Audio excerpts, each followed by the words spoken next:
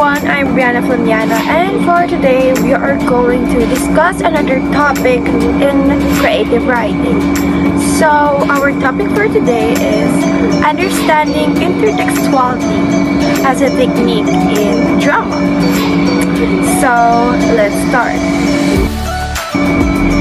So I'm sure that not every one of you knows what intertextuality is, and even myself at first I didn't know what intertextuality is.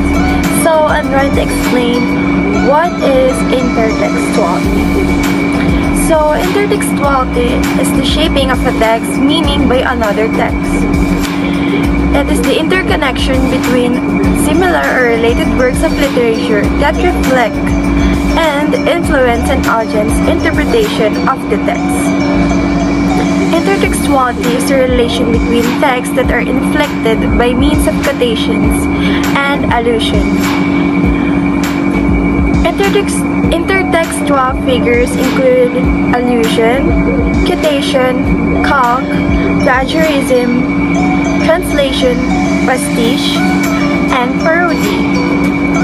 It is a literary device that creates an interrelationship between text and generates related understanding in separate works. To explain further, the structure of intertextuality in turn depends on the structure of influence. It is also a literary discourse strategy utilized by writers in novels, poetry, theater, and even in non-written texts, such as performance and digital media. Examples of intertextuality are an author's borrowing and transformation of a prior text and a reader's referencing of one text in reading another. So here at the back is the example of intertextuality. Example of intertextuality within music videos, within Eminem's song Without It. Eminem dresses up in a costume that is the same as Robin's costume in the Batman, but it has an E instead of an R for Robin. This is Eminem saying that he is like a hero like Robin of Batman. This is also a parodic example of intertextuality. So I'm going to explain intertextuality further. Intertextuality does not require citing or referencing punctuation such as quotation marks, and is often mistaken for plagiarism. Intertextuality can be produced in text using a variety of functions, including allusion, quotation, and referencing. It has two types, referential and typological intertextuality. Referential intertextuality refers to the use of fragments in a text, and the typological intertextuality refers to the use of pattern and structure in a typical text.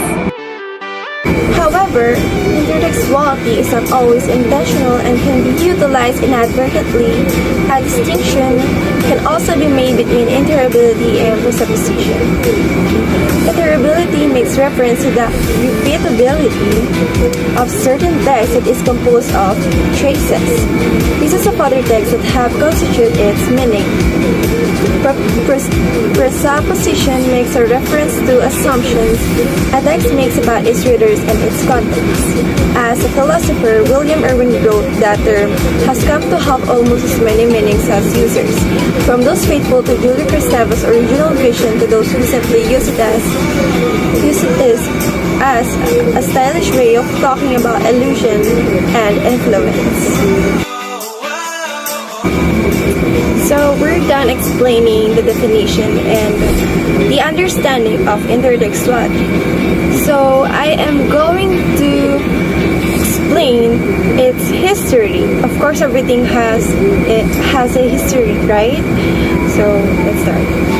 Julius Kristeva was the first to coin the term intertextuality or intertextuality in an attempt to synthesize Ferdinand de Saussure's semiotics, his study of how signs derive their meaning within the structure of a text, with Bakhtin's dialogism, his theory which suggests a continual dialogue with other works of literature and other authors, and his examination of the multiple meanings of heteroglossia.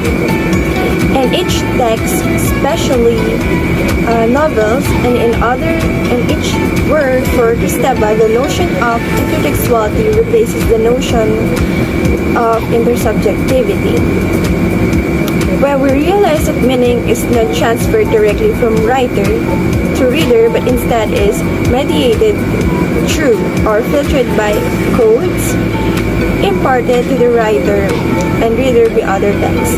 For example, when we read James Joyce's Ulysses, we decode it as a modernist literary experiment or as a response to the epic tradition, or as a part of some other conversation, or as a part of all this conversation at once.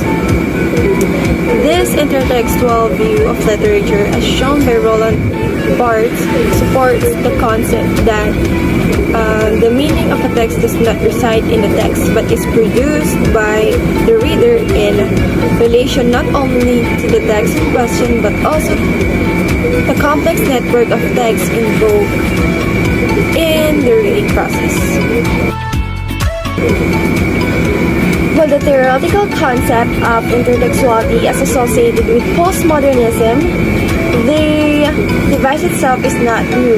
New Testament passages quote from the Old Testament and Old Testament books, such as the Deuteronomy or the prophets, refer to the events described in Exodus for discussion on using intertextuality to describe the use of the Old Testament in the New Testament. See Porter 1997 or Represent 2013 or Represent and Moyes 2016. Whereas a reduction critic would use such intertextuality to argue for a particular order and process of the authorship of the books in question. Literary criticism takes a synchronic view that deals with the text in their final form